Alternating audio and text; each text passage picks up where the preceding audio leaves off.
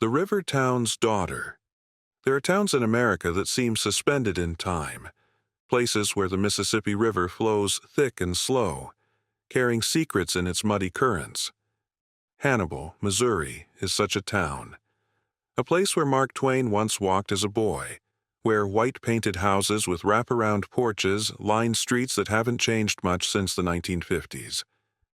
It's a town that trades on nostalgia, on the memory of a simpler America, on the idea that some places remain untouched by the darkness that seems to infect the rest of the world. But Hannibal knew better.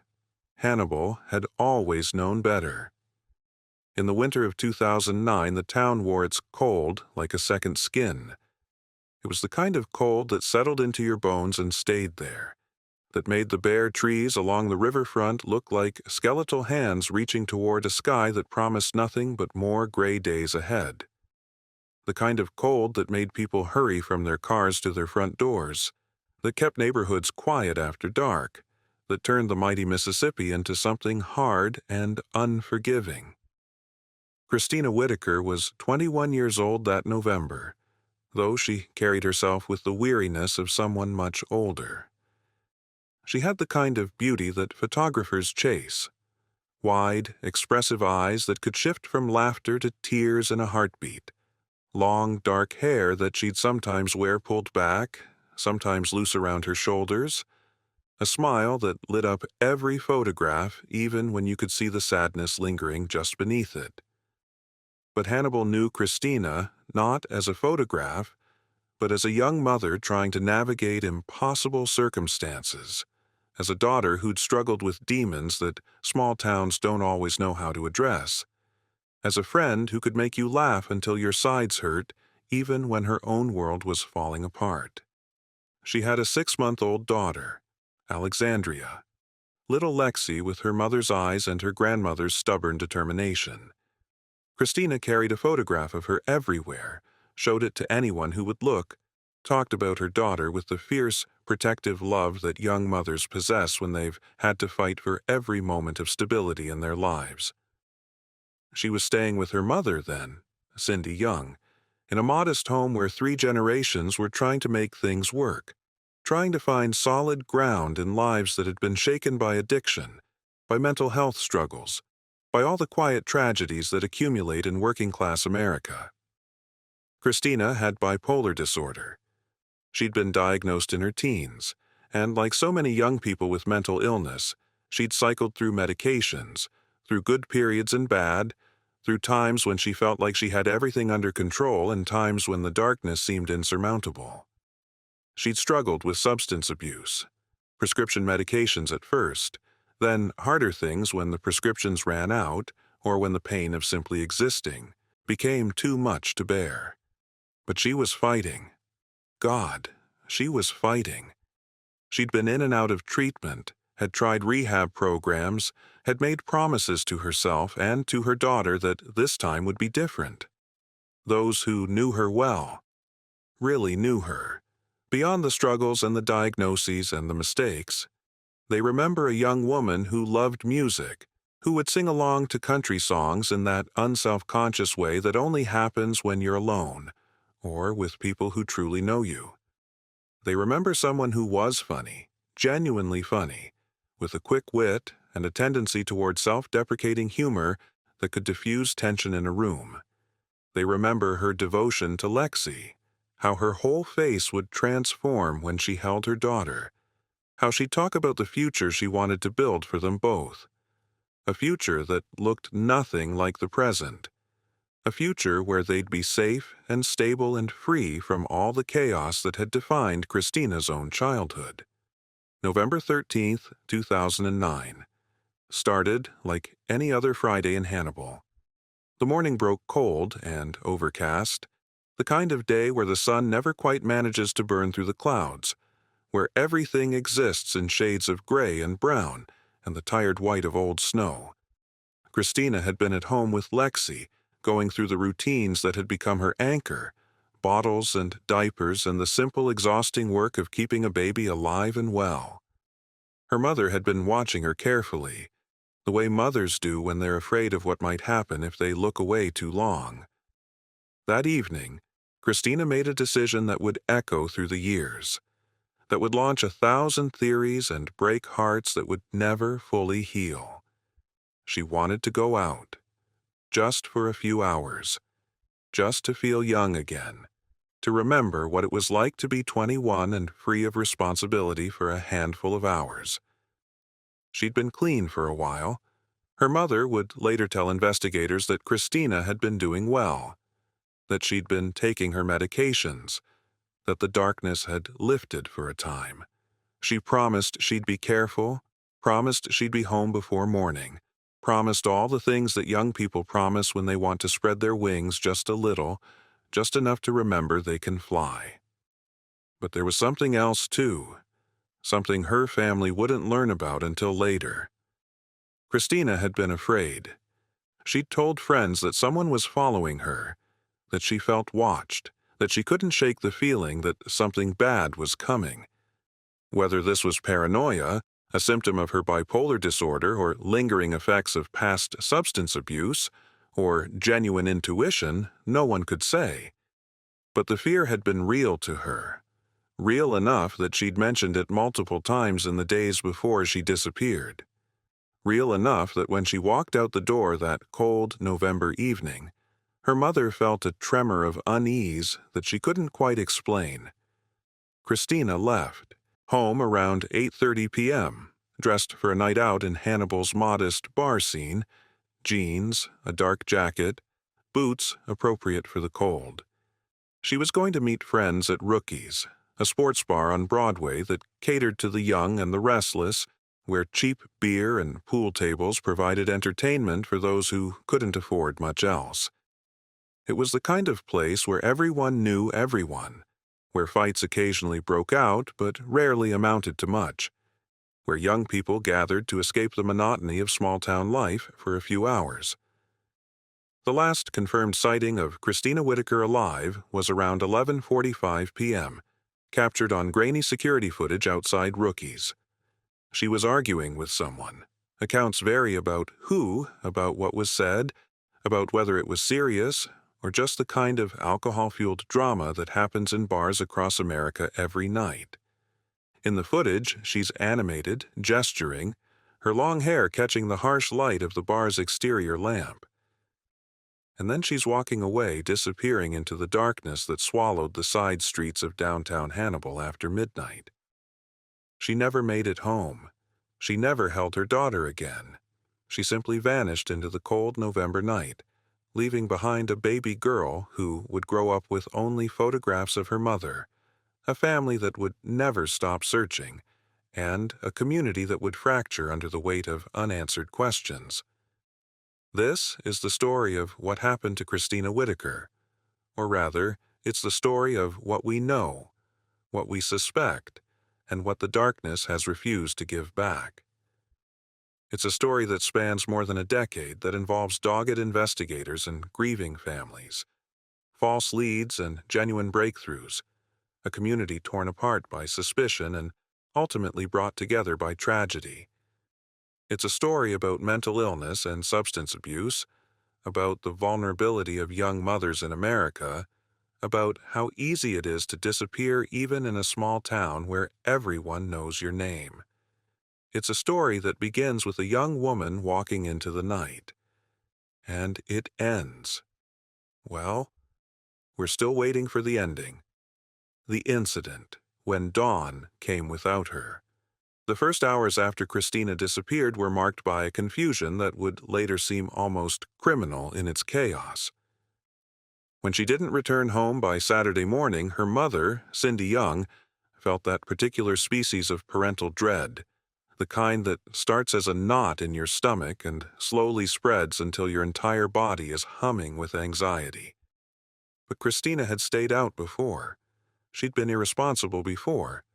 The troubled history between them meant that Cindy's first emotion wasn't panic, but anger mixed with worry, the complicated cocktail that defines so many relationships between mothers and daughters who've been through hell together. By Saturday afternoon, when Christina still hadn't called, when her phone went straight to voicemail, when no one seemed to know where she was, the worry began to overtake the anger.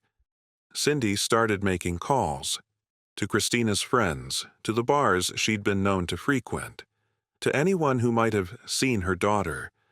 The responses were vague, unhelpful. Yes, people had seen her at Rookies. Yes, there had been some kind of argument or confrontation. Yes, she'd left alone. Or maybe with someone. Accounts differed. No, no one had heard from her since. The Hannibal Police Department received the missing person report on Saturday evening, approximately 20 hours after Christina had last been seen. The officer who took the report was professional but not particularly alarmed. A 21-year-old with a history of substance abuse who hadn't come home after a night of drinking.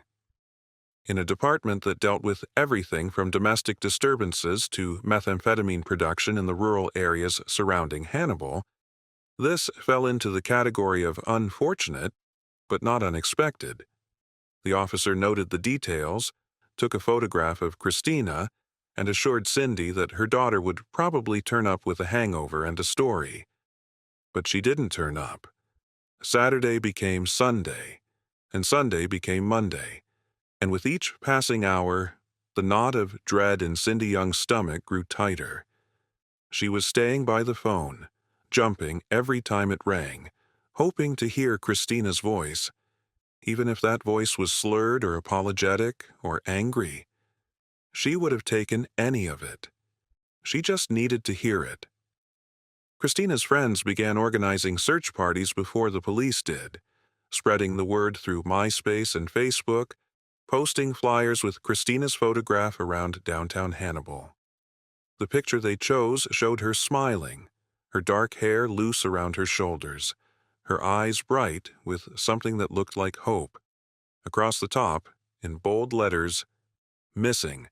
Below, the vital statistics: 5'5", 120 pounds, brown hair, brown eyes, last seen leaving Rookie's Sports Bar on Broadway. If you have any information, please call. The temperature had dropped significantly that first weekend, hovering in the mid-20s overnight. If Christina was outside, if she was hurt, if she was lost, every hour mattered. Hypothermia doesn't wait for search parties to organize. It doesn't care about bureaucratic procedures or jurisdictional questions. It just takes. By Monday, November 16th, the search began in earnest. Volunteers gathered at the police department, ordinary citizens who'd seen the flyers or heard about the missing young mother through the community grapevine. They fanned out across downtown Hannibal, calling Christina's name, checking dumpsters and alleyways, peering into the doorways of abandoned buildings that dotted the older parts of town. Others headed to the riverfront, to the trails and parks where someone might have gotten lost or injured in the dark. The Mississippi River loomed large in everyone's mind, though no one wanted to say it out loud. The river was vast and unforgiving, particularly in November when the water was high and cold enough to kill in minutes. If Christina had somehow ended up in the river, whether by accident or design, the chances of finding her alive diminished with each hour that passed. Investigators began the painstaking work of reconstructing Christina's final known movements. They pulled security footage from every business along Broadway, interviewed staff at Rookies, tracked down everyone who'd been at the bar that Friday night. A timeline began to emerge, though it raised more questions than it answered. Christina had arrived at Rookies around 9 p.m. with a friend.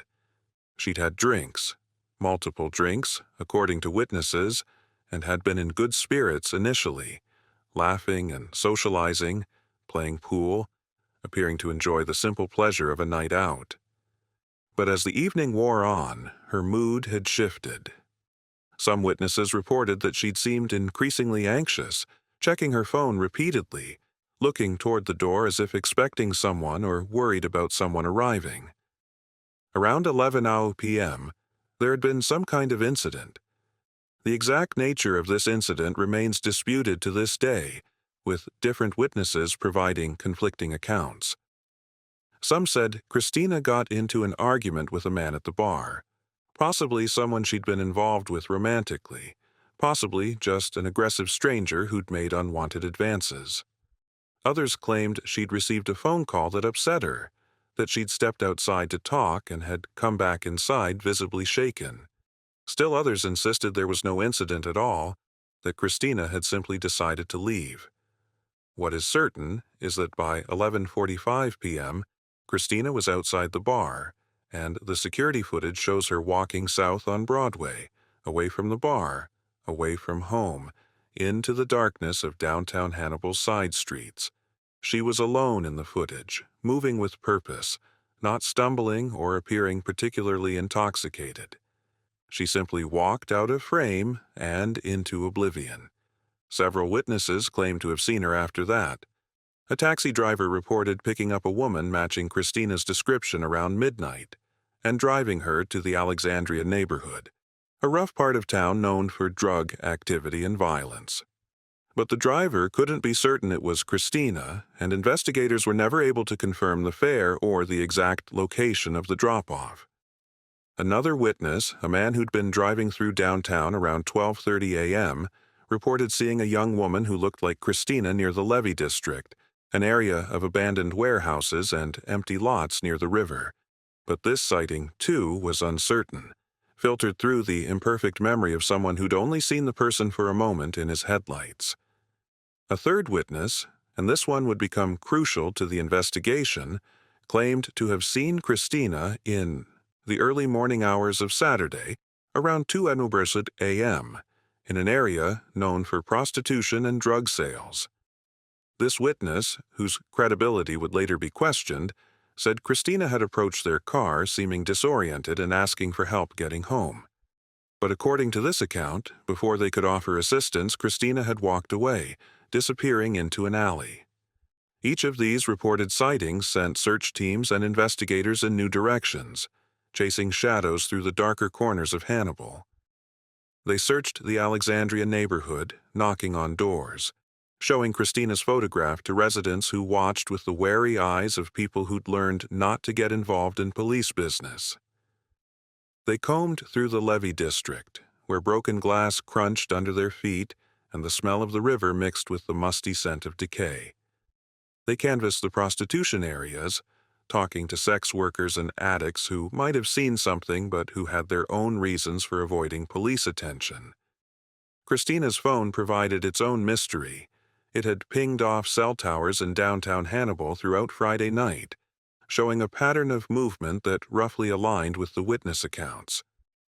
But the last ping, registered at 4:39 a.m. on Saturday, November 14th, came from a tower that covered an area near the river, in a section of town that included both industrial buildings and residential areas. After that, nothing. The phone either died, was turned off, or was destroyed. Dive teams were brought in to search the Mississippi, focusing on the areas near where Christina's phone had last registered. They worked in shifts, descending into the murky water that offered visibility of maybe a foot on good days, feeling along the river bottom for anything that might be a body. They found debris, shopping carts, tires, pieces of concrete and metal, but no Christina. The investigation expanded to include Christina's personal life, and here the complications multiplied. She had recently ended a tumultuous relationship with her daughter's father, a man who had his own struggles with the law and substance abuse. Friends reported that he'd been jealous and controlling, that he'd threatened Christina, that she'd been afraid of him. Investigators brought him in for questioning, but his alibi for the night Christina disappeared was solid. He'd been in another town, witnessed by multiple people. His phone records confirmed his location. There were other men in Christina's life, or at least in her orbit. She'd been involved, friends said, with people who dealt drugs, who represented exactly the kind of danger her family had been trying to help her avoid. Some of these men had criminal records. Some refused to cooperate with investigators. All were looked at closely, their alibis checked and rechecked, their movements on November 13th scrutinized. And then there were the rumors. vicious, unsubstantiated rumors that spread through Hannibal like wildfire. Christina had run away to start a new life. Christina had relapsed and was on a drug binge. Christina had been killed by the people she owed money to. Christina had committed suicide. Christina had been sex trafficked. Each rumor was investigated. Each one led to dead ends, and each one added to the pain of a family desperate for answers. Cindy Young became a fixture at the police department, at search headquarters, in the media. She gave interviews to local news stations, then to regional outlets, finally to national programs. She always brought the same photograph of Christina, the one with her daughter's bright smile, and she always made the same plea. If you know anything, please come forward. She has a baby who needs her. She has a family who loves her. Please. The first week became the second, and the second became the third. The massive search efforts began to wind down, not because people stopped caring, but because there was only so much ground that could be covered. Only so many times the same areas could be searched. Volunteers had jobs to return to, lives to live. Professional search teams had other cases, other missing people waiting for their expertise.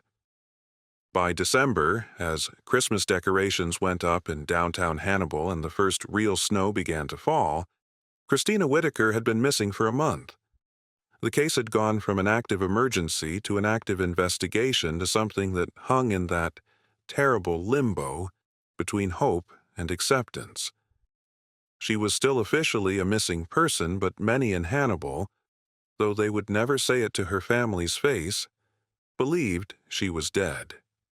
They believed the river had taken her, or that she'd met violence in one of those dark alleys downtown, or that she'd succumbed to the cold during those first critical hours when everyone was still waiting for her to just come home.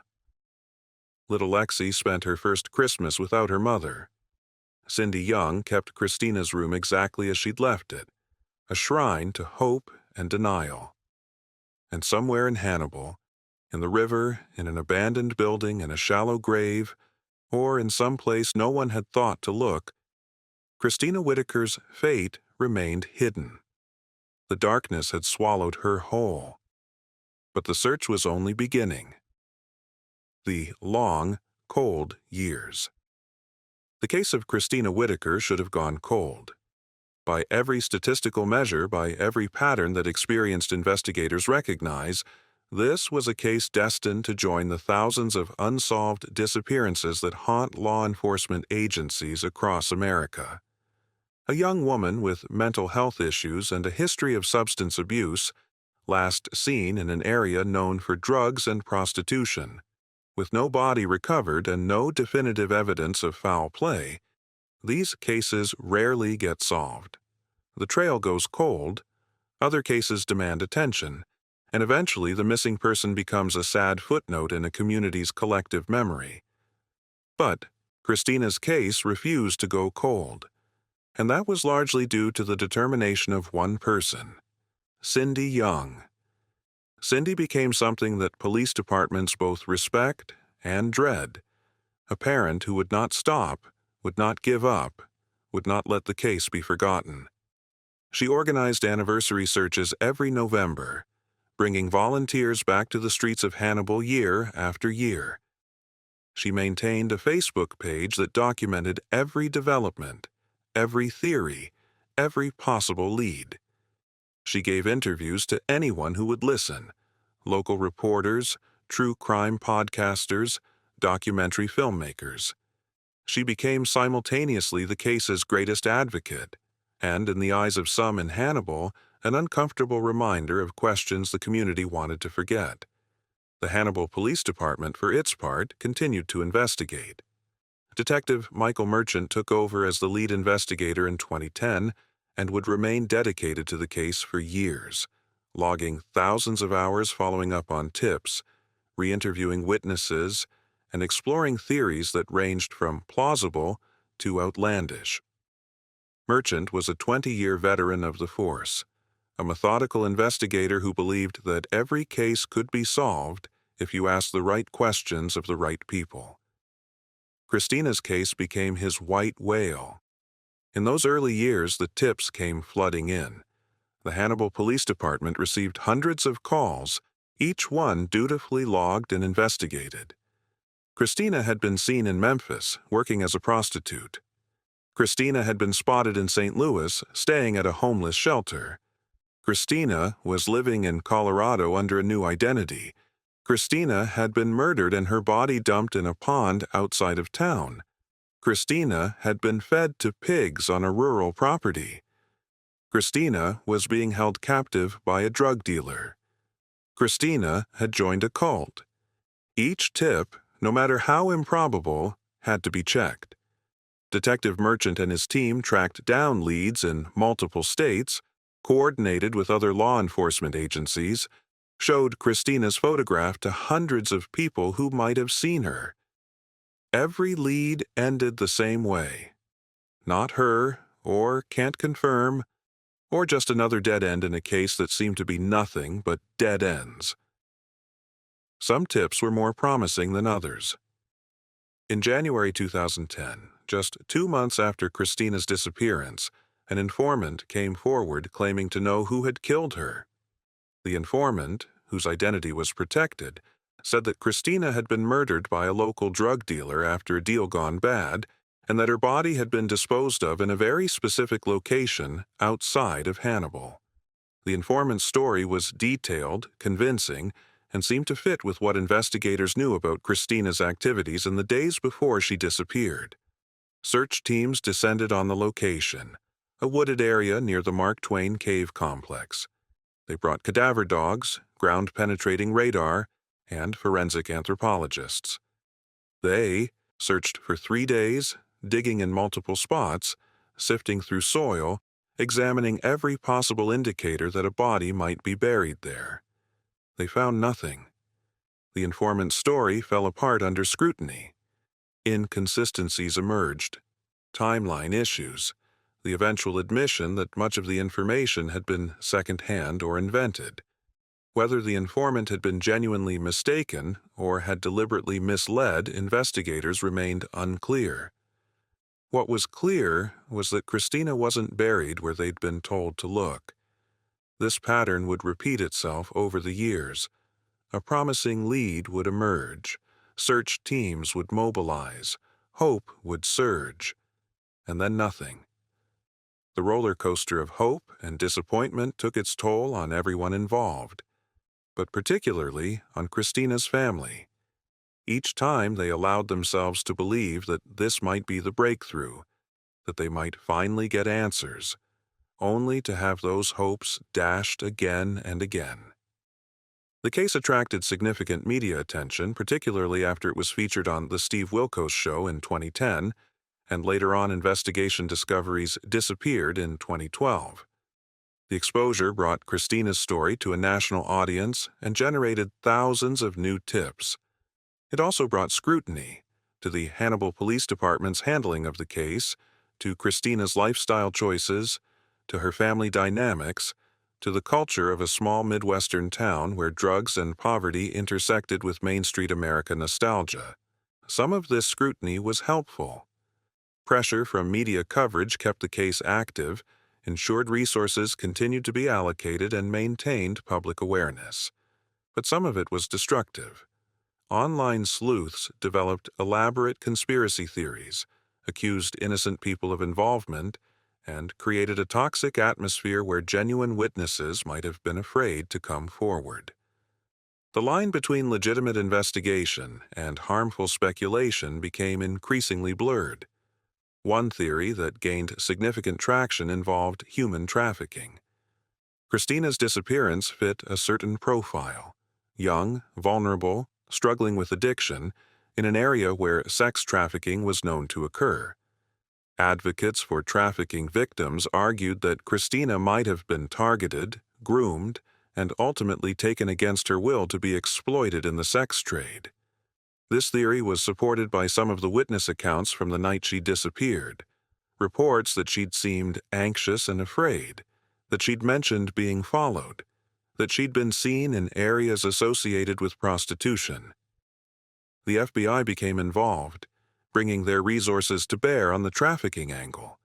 They coordinated with agencies across multiple states, monitored online platforms where trafficking victims were advertised, and followed up on any reports of young women matching Christina's description who might have been forced into sex work. This investigation continues to this day, but so far it has yielded no definitive evidence that Christina was trafficked. Another theory centered on the Mississippi River. Despite the extensive searches immediately after Christina's disappearance, many investigators believed the river remained the most likely resting place for her body. The Mississippi is notoriously difficult to search. Its currents are strong and unpredictable. Bodies can be carried miles downstream or become trapped in debris, and visibility in the murky water is almost zero. It's entirely possible, even probable, that Christina's body had been in the river all along and simply hadn't been found. This theory was reinforced in 2011 when a body was recovered from the Mississippi River near Hannibal. For 24 excruciating hours, Christina's family waited for confirmation, trapped in that terrible space between dread and hope. The body was that of a young woman approximately Christina's age and size. But forensic examination revealed it wasn't Christina. It was another missing person from another state. Another family's tragedy intersecting with the Whittakers in the most horrible way. The emotional toll on Christina's family was profound and multi-generational. Cindy Young aged visibly over the years, the weight of not knowing etching itself into every line on her face. She struggled with guilt about the last conversation she'd had with Christina, about whether she should have done more to prevent her daughter from going out that night, about all the ways she felt she'd failed as a mother. Therapy helped, but nothing could truly lift the burden of a missing child. Little Lexi grew up with a ghost mother, knowing Christina only through photographs and stories. As she got older, she began to look remarkably like Christina. The same eyes, the same smile, and this physical resemblance was both a comfort and a knife through the heart for everyone who'd known and loved Christina. Lexi would ask questions about her mother, and Cindy would answer them as honestly as she could. But how do you explain to a child that her mother vanished? That no one knows whether she's alive or dead? That the world sometimes just swallows people whole? The community of Hannibal itself struggled with Christina's disappearance in ways that were both visible and subtle. On the surface, life went on. Tourists still came to visit Mark Twain's boyhood home. The riverboat casino still attracted gamblers. Downtown businesses opened and closed. But underneath, there was a current of unease, a recognition that something had gone terribly wrong in their town, and no one had been able to make it right. Relationships fractured over the case. People who'd been friends for decades stopped speaking because they disagreed about what had happened to Christina or who might have been involved. The prostitution and drug areas of town, which city officials had long tried to downplay or ignore, were suddenly the subject of intense scrutiny and judgment.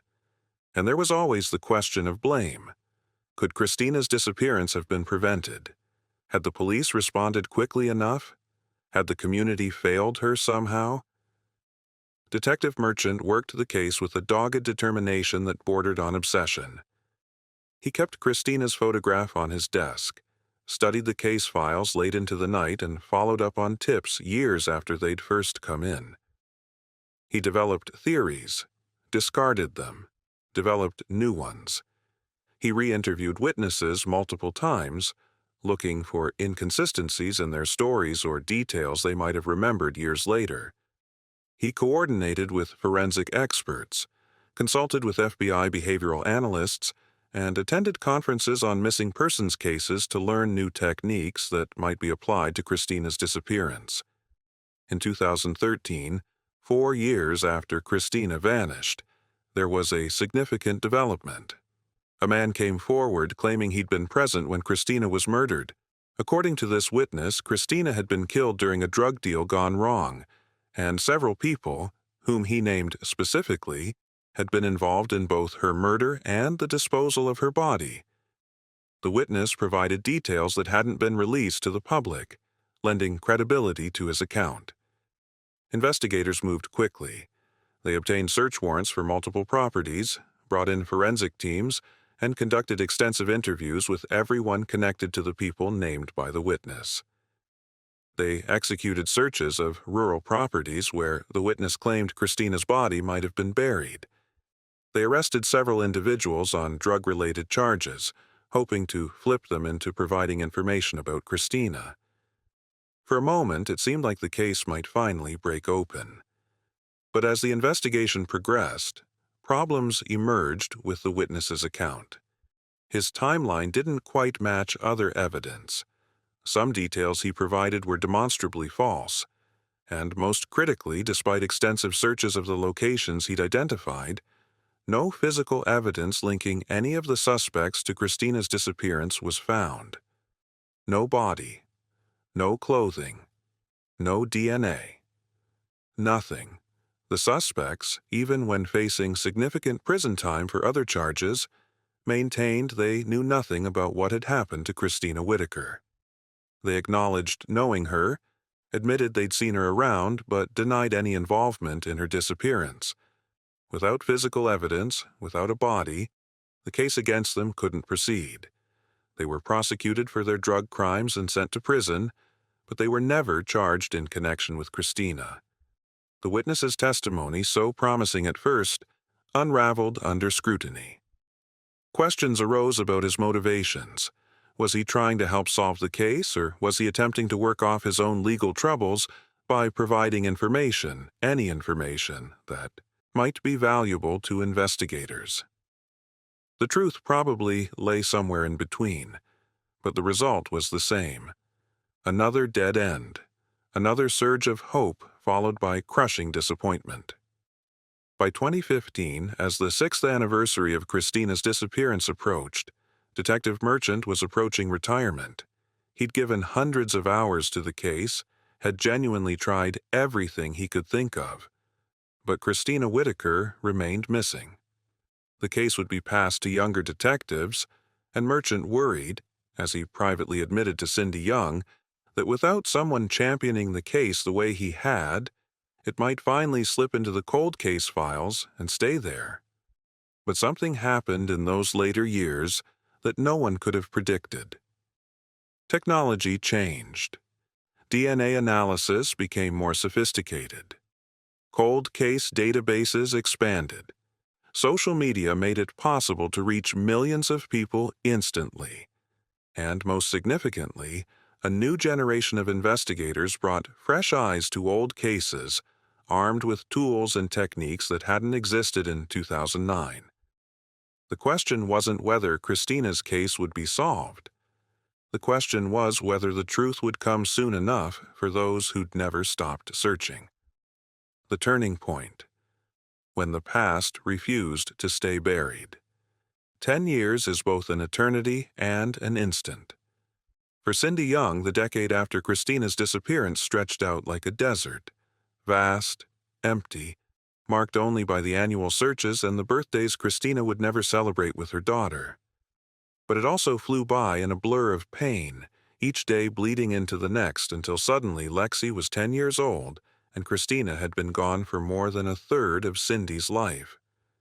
November 13, 2019, marked the 10th anniversary of Christina's disappearance. Cindy organized what she promised would be the last major anniversary search.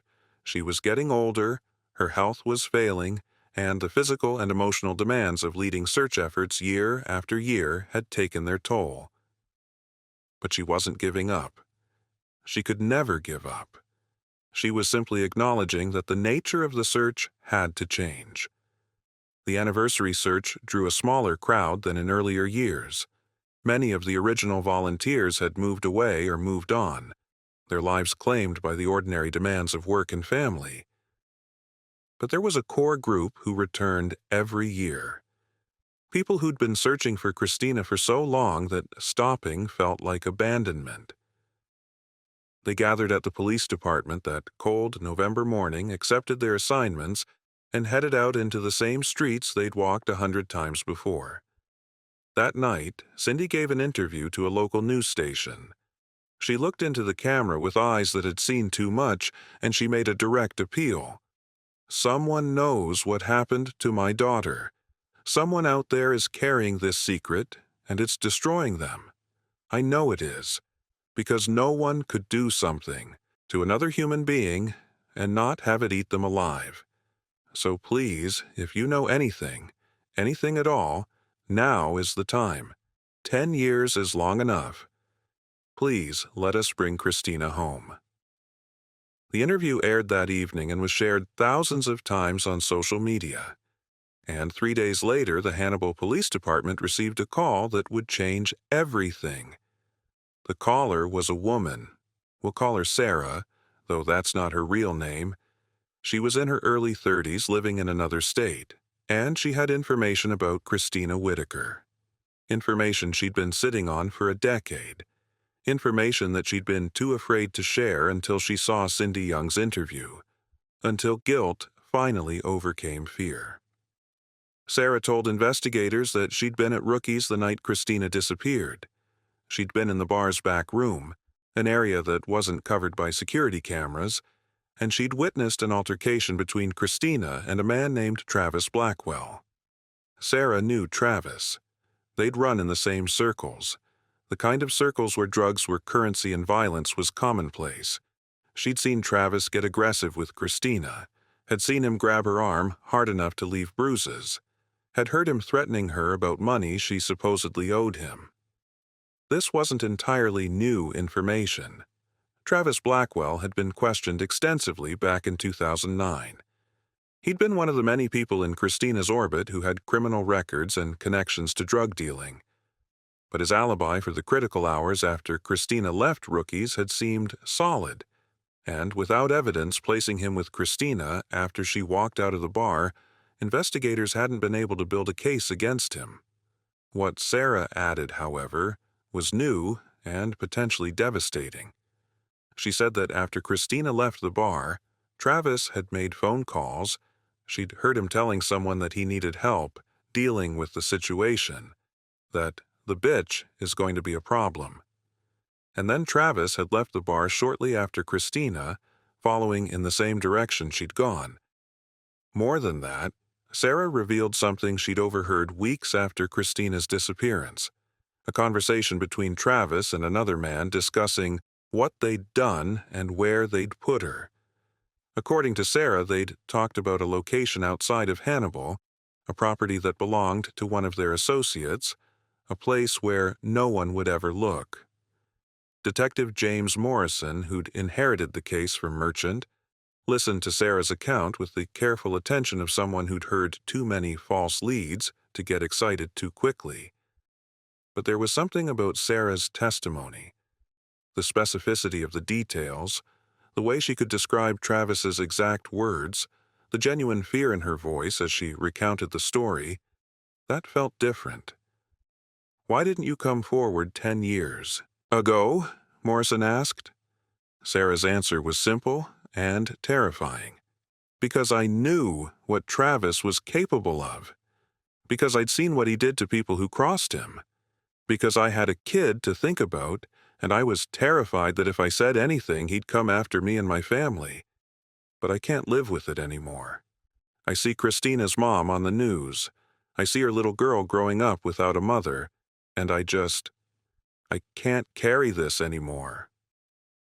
Morrison spent the next 2 weeks corroborating every detail of Sarah's account.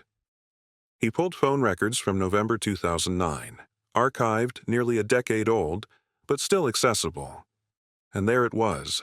Travis Blackwell's phone had pinged off cell towers in downtown Hannibal at the exact times Sarah described, including calls made around midnight to 2 different numbers, both belonging to known associates with extensive criminal records. One of those associates, a man named Derek Voss, was currently serving time in a Missouri prison on unrelated drug trafficking charges. Morrison drove to the correctional facility to interview Voss, not knowing if he'd get anything useful but following the thread wherever it led. Voss was in his mid-40s now, weathered by years of addiction and incarceration. He'd been in and out of prison since he was 18, and he had the dead-eyed look of someone who'd long ago made peace with a wasted life. Morrison explained why he was there, showed him photographs of Christina, and told him that they had information placing him in contact with Travis Blackwell on the night Christina disappeared. For a long moment, Voss said nothing. He stared at Christina's photograph, his expression unreadable. Then he asked a question that made Morrison's pulse quicken. "If I tell you what happened, can you protect my family?" What followed was a confession that, while not directly admitting to murder, provided the most complete picture yet of Christina Whittaker's final hours. According to Voss, Travis Blackwell had indeed called him around midnight on November 13, 2009, asking for help with a problem. Voss claimed he didn't know initially what the problem was, but he agreed to meet Travis at a location in downtown Hannibal. When Voss arrived, he found Travis with Christina. She was injured. Voss claimed he didn't know how she'd gotten injured, but she had visible wounds on her head and was bleeding. She was conscious but disoriented, possibly from a combination of injury, intoxication, and whatever drugs she may have taken. Travis was panicked, saying the situation had gotten out of hand, that Christina was going to tell about something, that they needed to fix this. Voss insisted he'd told Travis they needed to take Christina to a hospital, that she needed medical attention. But Travis refused. Instead, according to Voss's account, they put Christina in a vehicle. Voss couldn't or wouldn't specify whose vehicle, and drove her to a rural property outside of Hannibal.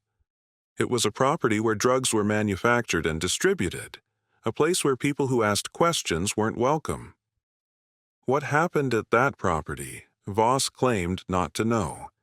He said he'd left before anything further occurred, that he wanted no part of whatever Travis was planning. But he admitted, and this was the crucial admission, that he'd heard later that Christina had died, that her body had been disposed of, and that everyone involved had agreed to keep their mouths shut. Morrison pressed for more details. Where exactly was this property? Who else was involved?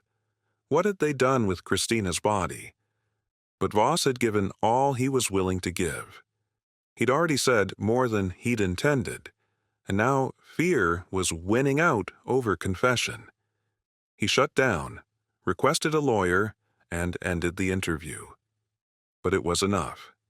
It was finally enough to move forward. The property Voss had mentioned, though he'd been vague about its exact location, matched up with information from earlier tips that had never been fully pursued. Investigators pulled property records for the rural area Voss had described, cross-referencing them with known associates of Travis Blackwell and Derek Voss. One name kept appearing: Robert "Bobby" Shoemaker, a career criminal with a long history of drug manufacturing, a man who'd been arrested multiple times, but who always seemed to slip through the justice system due to witness intimidation and lack of physical evidence. Shoemaker owned a 40-acre property about 20 miles outside of Hannibal, accessed by a dirt road that was nearly invisible from the main highway. The property had been raided multiple times for drug activity, but each time Shoemaker had claimed ignorance, attributing any drugs found to squatters or visitors he couldn't control. He'd never served significant time, and by 2019, he'd sold the property and moved to Arkansas. Detective Morrison obtained a search warrant for the property, which was now owned by a family who had no connection to Shoemaker or to the drug trade. The new owners were cooperative, even eager to help, especially when Morrison explained that a missing woman might be buried somewhere on their land. In January 2020, forensic teams arrived at the property with ground-penetrating radar, cadaver dogs, and excavation equipment. They spent 2 weeks there working in freezing temperatures, systematically searching the 40 acres for any sign that the earth had been disturbed, that something had been buried. The cadaver dogs indicated in several locations. Each indication meant a new excavation, a new surge of hope that this might finally be where Christina Whittaker had been hidden for more than a decade. The forensic team worked carefully, treating each potential grave site with the respect and precision it deserved. On January 23, 2020, in a wooded area about a quarter-mile from the main structures on the property, they found something. The ground-penetrating radar had shown an anomaly, a disturbance in the soil that suggested something had been buried there years earlier. The excavation began, and within hours, they uncovered what they'd been searching for. Bones. Human bones. Fragmented, scattered by animals and weather and time, but unmistakably human. And with them, artifacts, scraps of clothing, a woman's boot, and most significantly a piece of jewelry that Cindy Young would later identify as a necklace she'd given Christina for her 20th birthday. After more than 10 years, Christina Whittaker had been found. The forensic anthropology team worked with painstaking care, treating the excavation site as both a crime scene and a grave. Dr. Laura Chen, the lead forensic anthropologist, supervised every aspect of the recovery, ensuring that each bone, each fragment of evidence, was carefully documented before removal. She'd worked hundreds of cases like this, or rather, no case was quite like this, because every set of remains represented a unique human being, a unique tragedy. But the Christina Whittaker case carried an emotional weight that even experienced professionals felt. The remains were transported to the state crime lab in Jefferson City for analysis. DNA testing would provide definitive identification, but the preliminary indicators were strong. The skeletal structure was consistent with a young adult female, approximately 5 feet 5 inches tall, Christina's height. The dental records, once compared, would be a match. And the necklace, that silver chain with a small heart pendant that Cindy Young recognized instantly when shown a photograph, removed any doubt for the family even before the scientific confirmation came through. The DNA results came back in early February 2020. The remains were definitively identified as Christina Marie Whittaker, missing since November 13, 2009. She'd been dead for more than a decade, buried in a shallow grave in the woods, while her family searched and prayed and refused to give up hope. The cause of death determination was more complicated. With only skeletal remains and no soft tissue preserved, forensic pathologists had to work with limited information. Dr. Patrick Sullivan, the state medical examiner, examined the bones for any indication of trauma, fractures, cuts, gunshot damage. What he found painted a brutal picture. Christina's skull showed evidence of multiple blunt force injuries, fractures consistent with being struck repeatedly with a heavy object or being slammed against a hard surface. Her hyoid bone, a small U-shaped bone in the neck, was fractured, a common indicator of strangulation. Several ribs showed old fractures that had been healing at the time of death, suggesting she'd sustained injuries in the days or weeks before she was killed. Dr. Sullivan's official determination was homicide by combined blunt force, trauma, and strangulation. The manner of death was violent, prolonged, and intentional. Someone had killed Christina Whittaker with their hands and whatever improvised weapon was available, and then they'd hidden her body where they thought it would never be found. The discovery of Christina's remains transformed the investigation from a missing person case to a homicide investigation, and it transformed the tenor of the community's conversation from what happened to her to who killed her. The spotlight turned decisively toward Travis Blackwell. Blackwell was arrested on February 10, 2020, at his residence in Hannibal. He'd never left town, had lived there for the entire decade that Christina had been buried 20 miles away, had walked the same streets where her face stared out from faded missing person posters. When detectives arrived with an arrest warrant charging him with second-degree murder, he appeared almost relieved, as if he'd been waiting for this day for 10 years. His first words to the arresting officers were, "I didn't mean to kill her." In the interrogation room at the Hannibal Police Department, Travis Blackwell gave a confession that was simultaneously self-serving and damning. Yes, he'd argued with Christina at Rookies that night. She'd owed him money for drugs, methamphetamine and prescription pills that she'd been using and that he'd been supplying. The debt had been growing and Christina couldn't pay. Travis claimed he'd only wanted to scare her to make sure she understood the seriousness of the debt. He'd followed her when she left the bar, caught up with her a few blocks away in an area with no cameras, no witnesses. They'd argued again. Christina had been intoxicated and belligerent, had told him to go to hell, had threatened to go to the police about his drug dealing. Travis's anger had escalated. He'd grabbed her, slammed her against a wall. She'd fought back, and that had made him angrier. He claimed he'd blacked out, that he couldn't fully remember what happened next. But when he came to, Christina was on the ground, bleeding from her head, barely conscious. He'd panicked. He'd called Derek Voss. Together, they'd put Christina in Voss's truck and driven to Bobby Shoemaker's property, where they knew they could get help covering up what had happened. At the property, according to Blackwell's confession, Christina had still been alive but fading. Shoemaker had been furious that they'd brought this problem to his place.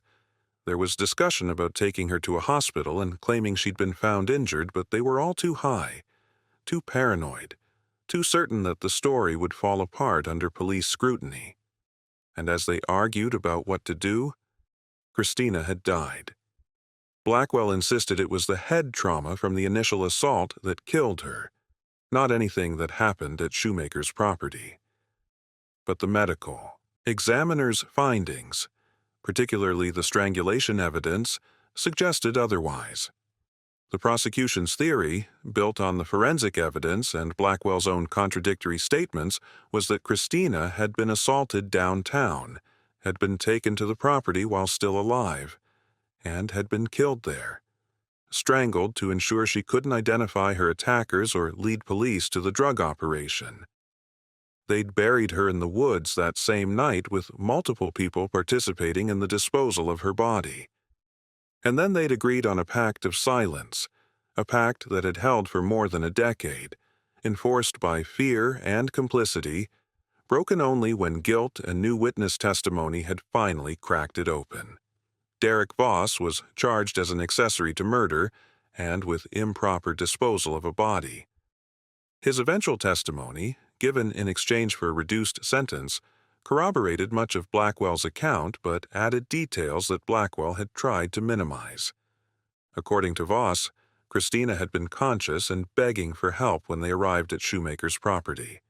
She'd pleaded to be taken to a hospital, had promised she wouldn't tell anyone what happened, had cried and asked about her daughter. Voss claimed it was Shoemaker who'd made the decision that Christina couldn't be allowed to leave. Shoemaker, who'd said she knew too much, had seen too much. Shoemaker, who'd ultimately strangled Christina while Blackwell and Voss held her down. In Voss's telling, they were all culpable, all participants, but Shoemaker was the one who'd turned an assault into a murder. Bobby Shoemaker was arrested in Arkansas and extradited to Missouri to face murder charges.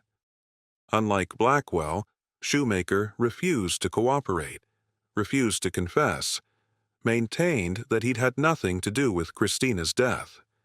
His attorney argued that Blackwell and Voss were lying to minimize their own culpability, that there was no physical evidence linking Shoemaker to the crime beyond the fact that Christina had been buried on his former property, and he'd sold that property years ago. But the case against Shoemaker was stronger than his attorney wanted to admit. Phone records placed him in contact with both Blackwell and Voss on the night of Christina's disappearance.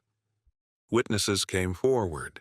Once the arrests were made public, suddenly, people who'd been silent for years found the courage to talk, describing conversations where Shoemaker had made vague references to getting rid of a problem in late 2009. And most damning, a former girlfriend of Shoemaker's testified that he'd once told her, during a drunken argument years after Christina's disappearance, that he'd done things he wasn't proud of, that he'd helped make a girl disappear who was going to ruin everything. The investigation also revealed just how close authorities had come to finding Christina in the years after her disappearance.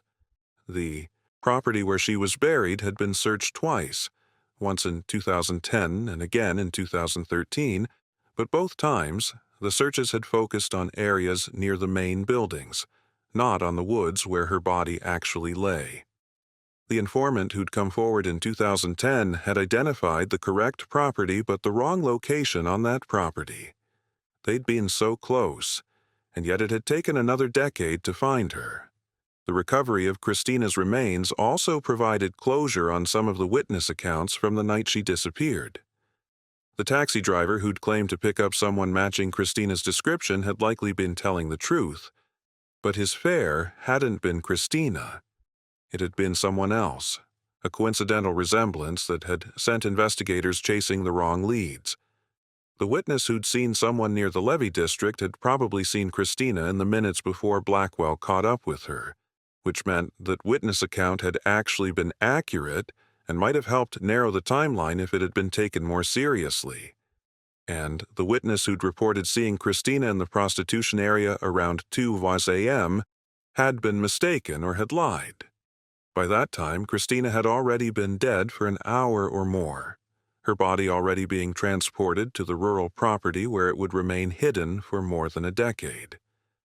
The case had finally been solved, but not through brilliant detective work or advanced forensics, though both played a role in the end.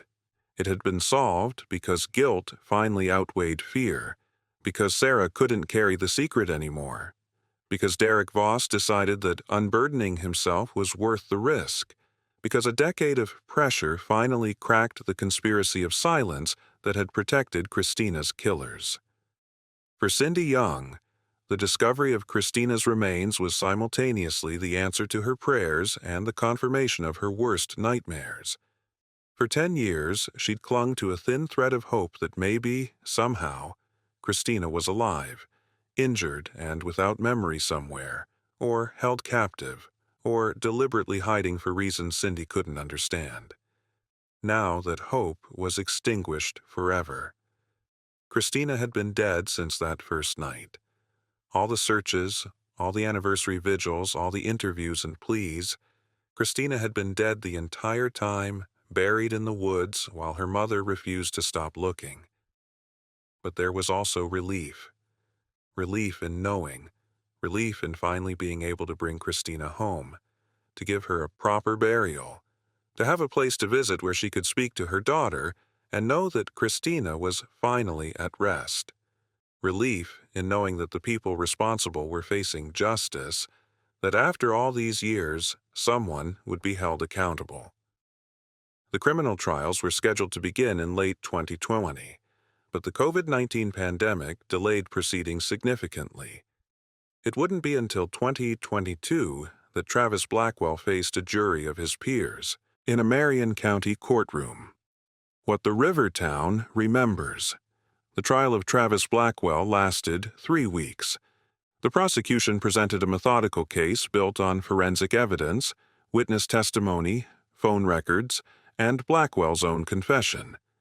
The defense attempted to argue that Christina's death had been an accident, that Blackwell had acted in the heat of passion when Christina threatened to expose his drug dealing, that he deserved manslaughter charges at most, not second-degree murder.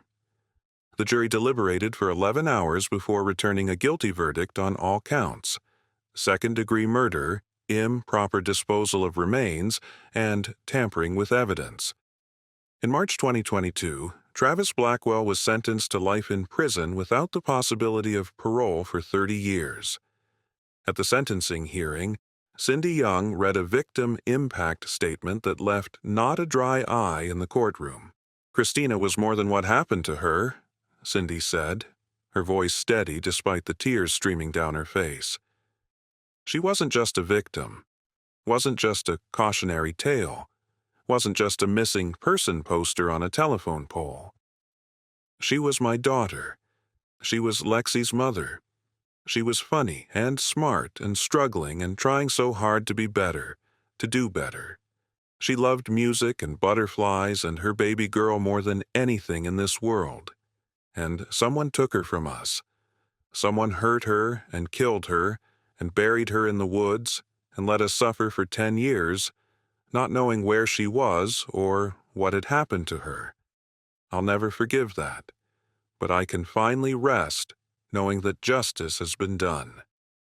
Derek Voss pleaded guilty to accessory to murder and received a 20-year sentence. His testimony against Bobby Shoemaker would be crucial in that trial, which took place in late 2022. Shoemaker's trial was more contentious. His defense attorney aggressively attacked the credibility of Blackwell and Voss, arguing that they were blaming their co-conspirator to reduce their own culpability.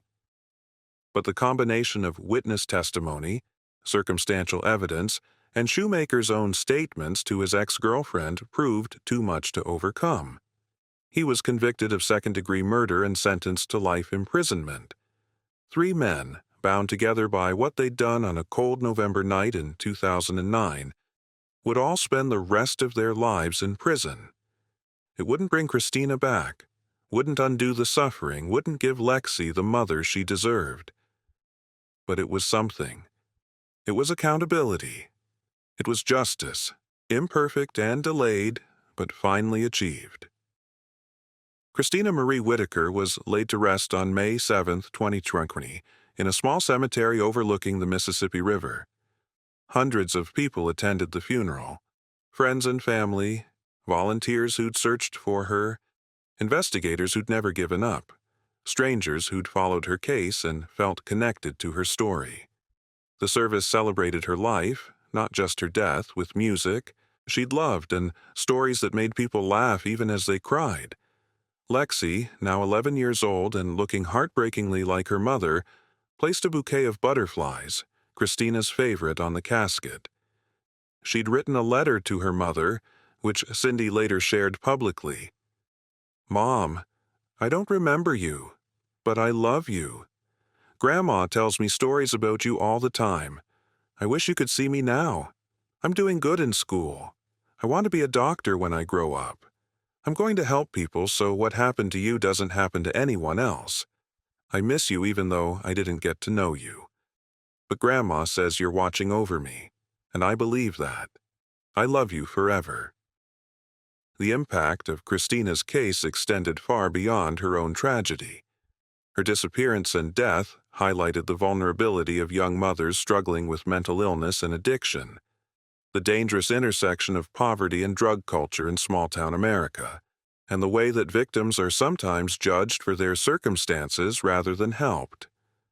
Advocacy groups used Christina's story to push for better mental health resources in rural Missouri, for more aggressive prosecution of drug dealers who prey on addicts, for law enforcement training on how to respond to missing persons cases involving individuals with substance abuse issues.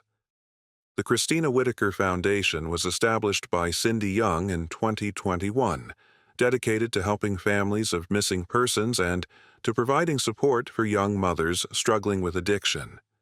The foundation funds search efforts for other missing people, provides counseling services for families living with the uncertainty of not knowing, and works to improve the systems that failed Christina when she needed help the most. Hannibal itself was forever changed by Christina's story. The town that had tried to maintain its Norman Rockwell image, its Mark Twain nostalgia, had been forced to confront the darker realities that existed beneath the surface. The drug problem that city officials had long minimized became impossible to ignore. The prostitution and trafficking issues that had been tacitly tolerated were finally addressed with serious law enforcement attention. And the community learned, or relearned, that no one is disposable, that every life matters, that turning away from people in crisis has consequences.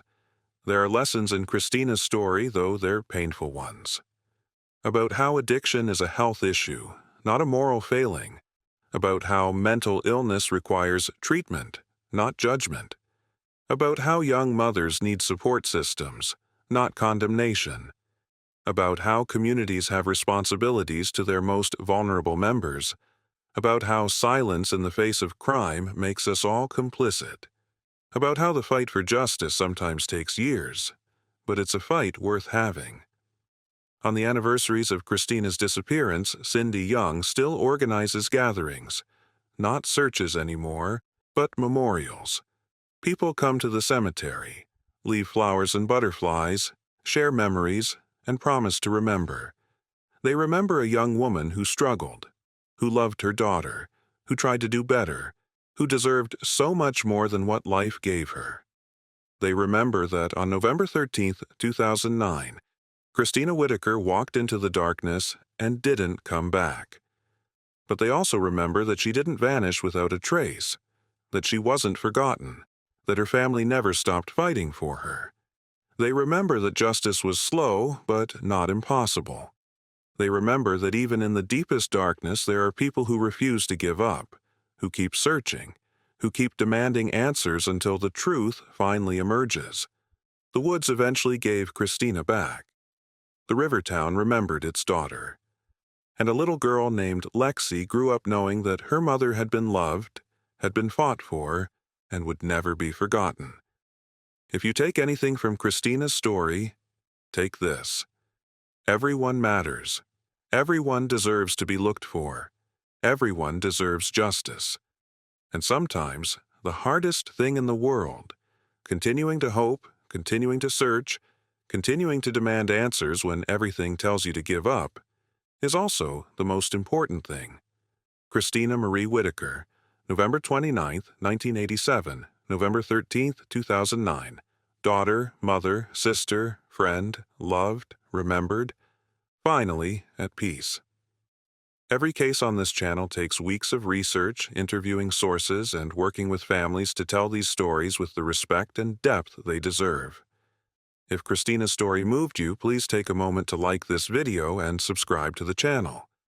Share this story, not just because it's a compelling mystery, but because there are hundreds of families out there still searching for answers, still hoping for the kind of closure that Christina's family finally received. Leave a comment below about what hit you hardest about this case.